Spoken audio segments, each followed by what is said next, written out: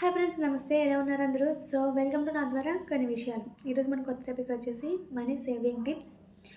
అంటే ఇప్పుడు మనకు వచ్చిన జీతంలోనే మనీ అన్నది మనం ఎలా సేవ్ చేసుకోవాలి, సో దాన్ని ఎలా సేవ్ చేసుకునే ఆ టిప్స్ ఏంటన్నది ఈరోజు మనం తెలుసుకుందాము. సో చాలామందికి మాకు తక్కువ సాలరీ వస్తుంది కదా, దీంట్లో మేమేం సేవ్ చేసుకుంటాము, లేదంటే జీతం ఎంతొచ్చినా సరిపోవట్లేదు అనుకునే వాళ్ళు ఎలాగైనా మనం సేవ్ చేసుకోవాలంటే సేవ్ చేసుకోవచ్చు. అది ఎలా సేవ్ చేసుకోవచ్చు అనే దాని గురించి ఈరోజు మనం తెలుసుకుందాము. సో ఇంక వీడియోలోకి అయితే వెళ్ళిపోతాం. సో ఫ్రెండ్స్, ఈరోజు మనీ సేవింగ్స్ టిప్స్ చెప్పే ముందు మీకు నేను ఒక స్టోరీ చెప్పాలనుకుంటున్నాను. స్టోరీ ఏంటంటే, రాము అనేది ఒక అతను ఉండేవాడు. అతనికి 30,000 జీతము, భార్య, 2 పిల్లలు ఉన్నారు. 30,000 జీతంతో అతను ఇంటిని మెయింటెనెన్స్ చేసేవాడు. కానీ చివరికి వచ్చేది ఒక్క రూపాయి కూడా మిగిలేదు కదా అతనికి. సో వచ్చినట్టుగానే వెళ్ళిపోతుంది. సరే, అతనికి వారం అయ్యేటప్పటికి మొత్తం ఈఎంఐలు, లేదంటే ఇంటి శాలరీలు మొత్తం అన్నిటికి, అంటే ఇంటి ఖర్చులు మొత్తం అన్నిటికి వెళ్ళిపోతున్నాయి. సో 10 రోజులు అయ్యేటప్పటికి మొత్తం ఇంక జీతం మిగిలేదు కాదు. ఒక 15 రోజుల తర్వాత కొడుకొచ్చి అడుగుతాడు, నాన్న ఫీజు కట్టాలి నేనని. అతని మనసు భారం ఎక్కువైపోతుంది. సో ఫీజు ఎలా కట్టాలని చెప్పని ఎక్కడైనా అప్పు దొరుకుతుందేమో అనుకుంటాడు. సో తర్వాత చూద్దాము, ఒక టూ డేస్ టైం ఏమని అడుగుతాడు. అలాగే అతను బయటకు వెళ్ళిపోతాడు. బయటకి వెళ్తే ఒక వృద్ధుడు అక్కడ కూర్చుని ఉంటాడు చోట. కూర్చుని ఉంటే ఇతను ఏం చేస్తాడంటే, ఒక 10 రూపాయలు తీసుకున్న తర్వాత టీ ఏమైనా తాగని చెప్పని ఇస్తూ ఉంటాడు. అప్పుడు ఆ వృద్ధుడు అంటుంటాడు, ఈ 10 రూపాయలు నాకు ఇచ్చే బదులు నువ్వు ఏదైనా సేవ్ చేసుకోవచ్చు కదా, నువ్వు సేవ్ చేసుకుంటే కనుక నీకు ఎంత కొంత కలిసి వస్తుంది కదా అని చెప్పంటాడు. అది అతనికి ఒక ఐడియా వస్తుంది.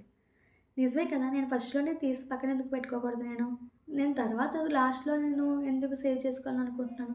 ఫస్టే నేను సేవ్ చేసుకుంటే కనుక నేను మనీ అనేది నాకు సేవింగ్స్ ఉంటాయి కదా అని చెప్పని నెక్స్ట్ మంత్ నుంచి ఏం చేస్తాడంటే, వచ్చిన శాలరీలో 100 రూపాయలు పక్కన పెడతాడు.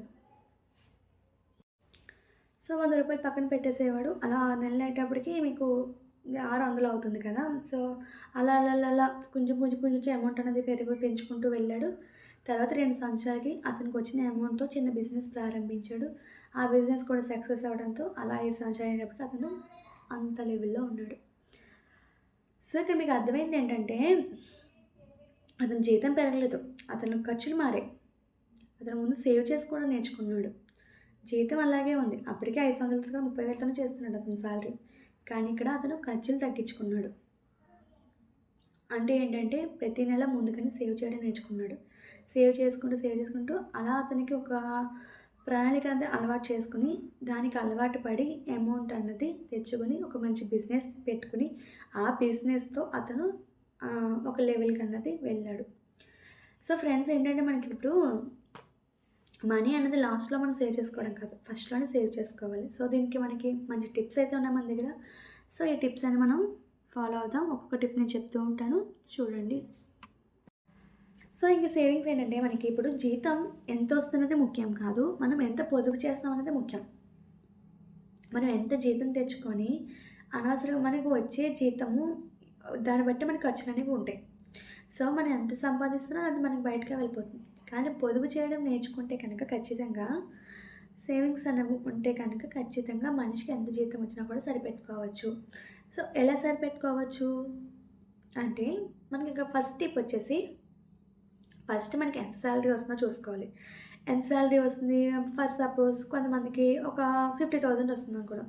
ఈ 50,000లో మనం ఏం చేస్తాం, అసలు ఫస్ట్ ఎంత ఖర్చులు ఉన్నాయో ఆ ఖర్చులన్నీ అయిపోయిన తర్వాత లాస్ట్‌లో ఎంత వస్తే అంత సేవ్ చేసుకుంటాం. కానీ ఇలా కాదు. మనకి జీతం ఎంత వస్తే అంత, అందులోనే ఒక 10% పక్కన పెట్టేసుకోవాలి ఫస్టు. అంటే అది ఇంక మనకు రాదు, మనది కాదు అనుకోవాలి. ఇప్పుడు ఒకవేళ 50,000 వచ్చిందని అనుకోండి ఫర్ సపోజ్, మనం 10,000 పక్కన పెట్టేస్తాం. మనకు వచ్చింది 40,000 అనుకుందాం. ఈ శాలరీ 40,000 మంది, ఈ 40,000తోనే మన ఖర్చులన్నీ సరిపెట్టుకోవచ్చు అని అనుకుంటే, మీకు ఈ 10,000 అనేది సేవింగ్‌గా వస్తాయి. అర్థమవుతుందా మీకు? ఈ 10,000 అనేవి మీరు సేవింగ్ చేసుకుంటే కనుక, అలా నెల 10,000 సేవ్ చేసుకుంటే, మీకు సంవత్సరానికి వచ్చేటప్పటికి 1,20,000 మీరు సేవ్ చేసిన వాళ్ళు అవుతారు. అంటే నేను ఫర్ సపోజ్ 50,000 గురించి చెప్పాను. కొంతమందికి ఏంటంటే ఒక 30,000 ఉండొచ్చు. 30,000 ఉన్న వాళ్ళు ఏంటంటే 10,000 పక్కన పెట్టేసుకోగలదు. మీరు 30,000 వస్తే కనుక 5,000 పక్కన పెట్టుకోండి. పక్కన పెట్టేసుకొని మీకు 25,000 జీతం వచ్చిందనుకోండి, 25,000 వస్తే మీరు సంపాదించి ఆ 25,000తోనే మీరు అడ్జస్ట్ అవ్వలేరా? ఈజీగా అడ్జస్ట్ అవ్వచ్చు. కాకపోతే ఏంటంటే మనకున్న ఖర్చులనేవి తగ్గిస్తూ ఉంటామన్నమాట. ఈ ఖర్చుని తగ్గించుకుని అంటే ఒక చోట రూ. 10 ఖర్చు పెట్టిన వాళ్ళు రూ. 5 ఖర్చు పెడతారు. ఒకసారి రూ. 100 ఖర్చు పెట్టిన వాళ్ళు రూ. 50 ఖర్చు పెట్టుకుంటారు. మన ఖర్చులను తగ్గించుకుంటున్నాం అంతే. మొత్తానికి మానేయట్లేదు. తగ్గించుకుంటున్నాం అంతే. ఇలా తగ్గించుకోవడం వల్ల ఇదొక మనకి మనీ సేవ్ చేసుకోవడానికి కుదురుతుందనమాట. సో ఇదొక ఫస్ట్ టిప్ మనకి. ఇంకా సెకండ్ టిప్ వచ్చేసేసరికి సెకండ్ టిప్ వచ్చి మనకి ఆర్‌డి పోస్ట్ ఆఫీస్ ఆర్‌డీలు ఉంటాయి తెలుసు కదా మీకు అందరికీని. మనం పోస్ట్ ఆఫీస్ ఆర్‌డీ కట్టుకోవడం వల్ల కూడా మనీ అనేది సేవ్ చేసుకోవచ్చు. ఇది నెలకి రూ. 100 కట్టుకోవచ్చు, 200 కట్టుకోవచ్చు, 500 కట్టుకోవచ్చు, రూ. 1000 కట్టుకోవచ్చు. మీకు ఎంత వస్తే అంత. మీ పిల్లల పేరు మీద కానీ లేదంటే మీ ఇంట్లో ఎవరి చేత అయినా సరే మీరు ఆర్‌డీ కట్టిస్తే కనుక మీకు నెల అమౌంట్ అనేది దాంట్లో సేవ్ అవుతుంది. ఇది ఒక రకమైన సేవ్ చేసుకుంటున్నట్టే మనీ. సో మనం ఈ విధంగా కూడా మనీ అనేది సేవ్ చేసుకోవచ్చు. సో ఇంకా మనకి మూడో టిప్ వచ్చేసి గోల్డ్. మీరు ఎంతైతే మనీ సేవ్ చేసుకుంటున్నారో లేదంటే ఇది మిగులుతుంది అనుకుంటున్నారో ఆ మనీ మీరు గోల్డ్ షాప్కి వెళ్ళి గోల్డ్ తీసుకోవచ్చు. అంటే ఎంత వస్తే అంత. ఇప్పుడు నా దగ్గర ఇంత మనీకి మీకు ఎంత గోల్డ్ వస్తుంది, ఆ గోల్డ్ కొనేస్తారు. యాక్చువల్లీ మనకి చూడండి, ఈ రోజు ఉన్న బంగారం ధర రేపు ఉండదు. రేపు పెరగవచ్చు, తగ్గచ్చు, ఏదైనా అవ్వచ్చు మనకి. కానీ ఇప్పుడు ఏంటంటే బంగారం ధర పెరుగుతుంది కానీ తగ్గట్లేదు. తగ్గిన ఎంత తగ్గుతుంది? రూ. 100 తగ్గుతుంది, 200 తగ్గుతుంది. అంతమించి ఎక్కువ తగ్గదు కదా. మీకు ఇది ఖచ్చితంగా సేవ్ అవుతుంది. ఇప్పుడు 10,000 దాచిన తర్వాత సంవత్సరం తర్వాత కూడా అది 10,000తోనే సమానం. ఈ రోజున 10,000కి ఉన్న వాల్యూ వచ్చే సంవత్సరం తర్వాత 10,000కి ఆ వాల్యూ ఉండదు. ఎందుకంటే మనకి డబ్బు వాల్యూ అనేది తగ్గుతూ ఉంటుంది, కానీ గోల్డ్ వాల్యూ అనేది పెరుగుతూ ఉంటుంది. సో మీకు ఏంటంటే ఇక్కడ డబ్బు దాచుకుంటే ఎంత డబ్బైనా డబ్బే, దానివల్ల మీకు యూజ్ ఉండదు. కానీ అదే డబ్బు మీరు దాచి గోల్డ్ కొనేసుకుని అదే సంవత్సరం తర్వాత ఆ గోల్డ్ అమ్మితే మీకు ఆ వాల్యూ పెరుగుతుంది కానీ తగ్గదు. సో ఇది ఒక మనకి బెస్ట్ టిప్ అనుకోవచ్చు. ఎంత వస్తే అంత మనకి మనం గోల్డ్ అనేది కొనుక్కొని మనం సేవ్ చేసుకుని తర్వాత మనకు అనవసరమైన టైంలో అది మనం అమ్ముకున్నా లేదంటే దాన్ని ఏదైనా మనం తాకట్టు పెట్టిన వచ్చే అమౌంట్తో మనం అనేది సేవ్ చేసుకోవచ్చు. మనకి ఈజీగా అనేది మనీ అనేది సేవ్ అవుతుంది. వేరే అప్పుల జోలికి వెళ్ళకూడదు అనమాట. మనం కష్టంలో ఉన్నప్పుడు అప్పుల జోలికి వెళ్ళకుండా మనల్ని మనం రక్షించుకునేదే మనం సేవ్ చేసుకుంటున్నాం. అర్థమవుతుంది. ఈ రోజున్న రోజు రేపు అన్నది ఉండదు మనకి. రేపు మనకి కష్టం తెలియచ్చు, లేదంటే ఎల్లుండి కష్టం తెలియచ్చు. తెలుసుకోవడం కోసం ముందుగానే మనం సేవ్ చేసుకుంటున్నాం అనమాట. సో ఎలా సేవ్ చేసుకోవచ్చు అనేదానికి ఇదొకటి మనకి ఉదాహరణ అవ్వచ్చు. సో ఇది ఒక మంచి టిప్ అనుకోవచ్చు. ఇంకా ఫోర్త్ టిప్ వచ్చేసేటప్పటికి మనకి అనవసరమైన ఖర్చులు తగ్గించేసుకోవాలి ఫస్ట్. దేనికి అవసరమో ఆ ఖర్చులే పెట్టుకుని అనవసరమైన ఖర్చులు పెట్టుకోవాలి. ఇప్పుడు ఈ నెలకు సరిపడా మనం ఒక కిరాణా వేయించుకున్నామనుకో, అది ఈ నెలకు సరిపడా వేయించుకోవాలి. ఎందుకంటే నెక్స్ట్ మంత్ మళ్ళీ మనం ఎలాగ కొనుక్కుంటాం. ఎందుకంటే ఒక వస్తువు ఉంటుంది, ఒక వస్తువు పెరుగుతుంది. మనకు ఒక వస్తువు అయిపోతుంది మొత్తానికి. ఈ వస్తువు అయిపోయినప్పుడు మనం ఆ వస్తువు కోసం ఎలాగ వెళ్తాం కాబట్టి వెళ్తాం కదా ఇది కూడా కొనేసుకుందాంలే అని చాలామంది కొనేస్తారు. అది మనకి అక్కడ వేస్ట్గా పడి ఉంటుంది అంతే. అలాగా దానివల్ల మనకి ఎటువంటి యూజ్ అవ్వదు. మనకి ఎంత అవసరమైతే అంతే కొనుక్కుందాం. కొనుక్కున్న ప్రతిదీ కూడా మన అవసరానికి వాడుకుందాం. అది ఏది అనవసరంగా పాడేయకుండా మనకి ఏది అవసరమో అది మట్టుకే కొనుక్కొని దాన్ని వాడుకుంటే కనుక మనీ అనేది మనకి చాలా సేవ్ అవుతుంది. చాలామంది ఏం చేస్తారంటే దీంతో పాటు ఎలాగ వెళ్తున్నాం అది కొనేసుకుందాంలే అనుకునే వాళ్ళే తప్ప అది దేనికి యూజ్ అవుతుందో మీకు అర్థం కాదు. ఫస్ట్ తీసుకొస్తారు, ఏదో 2-3 సార్లు వాడేస్తే తర్వాత పట్టుకెళ్ళి అటకెక్కించేస్తారు దాన్ని అంతే. తర్వాత ఎప్పుడో కనిపిస్తుంది మళ్ళీ లాస్ట్లో మనకు అది. సో ఇలాంటివి కాకుండా అనవసరమైన ఖర్చులను తగ్గించుకొని అవసరమైన వాటిని మనం వాడుకుంటే కనుక మనీ అనేది చాలా సేవ్ చేసుకోవచ్చు. సో ఇది ఒక బెస్ట్ టిప్ మనకి.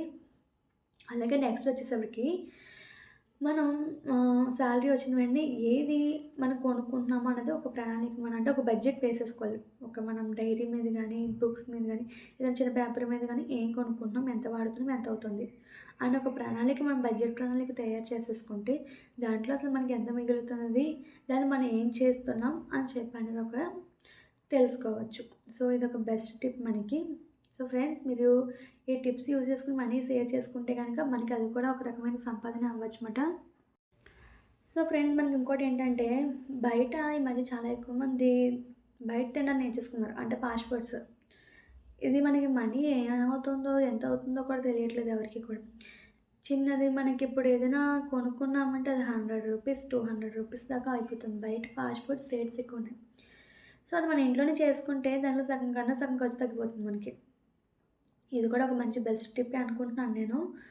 సో, మనకి బయట తినడానికి ఇప్పుడు మనకి కిరాణాకి, ఇంటి సరుకులకి మొత్తం ఎంతైతే పెడుతున్నామో ఆ ఎంత అమౌంట్ పెట్టుకున్నాం. పైగా మనకి అంతే అమౌంట్ మనం బయట తినడానికి ఒక రోజులో అయిపోతుంది. ఖచ్చితంగా అవుతుంది మనం బయట తింటే అమౌంట్. ఇప్పుడు ఎందుకంటే బయట రేట్లనేవి చాలా గట్టిగా పెరుగుతున్నాయి. సో, ఇదొక తగ్గించుకుంటే మనకి మంచి టిప్ అవుతుంది. సో, ఫ్రెండ్స్ మీరు బయట ఖర్చులు తగ్గించుకుంటే గనక ఇదొక మంచి టిప్పు. అలాగే ఇంకోటేంటంటే, ఇంట్లోనే దాచుకుంటే గనక మనకి మనీ అన్నది ఉండట్లేదు. ఏదో దానికి అయిపోతున్నాయి అనుకుంటే కనుక చీటీ బట్టలు వేసుకుంటూ ఉంటారు కదా కొంతమంది. మీరు వాళ్ళకి అమౌంట్ అన్నది నెల పే చేసుకుంటే గనక ఒకేసారి మీకు అమౌంట్ అనేది వస్తుంది. అదే అమౌంట్‌తో మీరు గోల్డ్ కొనేసుకుంటే కనుక, ఆ గోల్డ్ మీకు రేట్ వాల్యూ అనేది పెరుగుతుంది. ఇందాక చెప్పాను కదా నేను ఆల్రెడీ. గోల్డ్ వాల్యూ అనేది మనకి పెరుగుతుంది కానీ తగ్గదు. కానీ అమౌంట్ ఎంతుందో మనకి వచ్చే సంవత్సరం, ఆ పై వచ్చే సంవత్సరం, ఆ పై వచ్చే సంవత్సరం కూడా అమౌంట్ అంతే ఉంటుంది. కానీ ఇప్పుడున్న వచ్చే అమౌంట్‌కి, అప్పుడు వచ్చే అమౌంట్‌కి చాలా తగ్గిపోతుంది మనకి. అంటే ఇప్పుడు వచ్చే 10,000 పెట్టి ఇప్పుడు ఒక గోల్డ్ వస్తువు కొనుక్కున్నామనుకో, ఇప్పుడు ఎంతొస్తుంది? వచ్చే సంవత్సరం అదే 10,000కి మనకి అది ఎంతొస్తుంది మీకు గోల్డ్ అనేది? అది తగ్గుతుంది. అదే గోల్డ్ ఇప్పుడు కొనేసుకొని వచ్చే సంవత్సరం అమ్మండి మీకు పెరుగుతుంది వాల్యూ.